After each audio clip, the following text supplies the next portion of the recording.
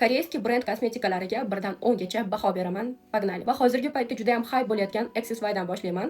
Ko'pchilik atrofimda o'zim ko'p narsasidan ishlatib ko'rganman va menga kremi juda ham yopishqoqlik qilgan quruq yuzimga ko'zni tagiga qo'yadigan kremi rostdan ham temnoy krugini ochartiradi, lekin reklamadaqa effekt bermaydi.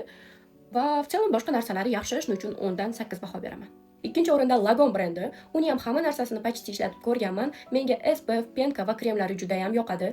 Yumshoq tozalab beradi va ta'sirchan yuzlar uchun eng zo'r variant deb o'ylayman. Shuning uchun 10 dan 10 baho beraman. Uchinchi o'rinda umuman hype'ga muhtoj bo'lmagan Roundlab brendi. Boshidan beri ishlatib ko'raman, hamma lineykalarni ishlatib ko'rganman. Juda ham ko'p muammolarga yechimi bor. Shuning uchun 10 dan 10 baho beraman. SPF umuman отдельный mavzu. Koreyada ham, o'zimizda ham juda ham qadrlashadi. 4-o'rinda yaxshi ko'rgan brendlarimdan bittasi Selimax.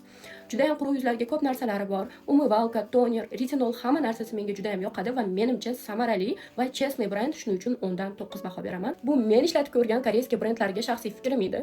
Siz fikrimga qo'shilasizmi, yo'qmi? Sizga qaysi biri foyda bergan, bermagan yozib qoldiring. Va qizlar, bu kosmetikalarni originalni qayerdan olsam bo'ladi deganlar uchun Asaka shahrida Pajorniyning oldida Tom Ford degan parfyumeriya magazinidan yaxshi narxlarda olsanglar bo'ladi. Undan tashqari butun O'zbekiston shaharlariga pochta orqali chiqazib yuborishadi. Silkasini описаниеda qoldiraman. Ko'rganlar uchun rahmat.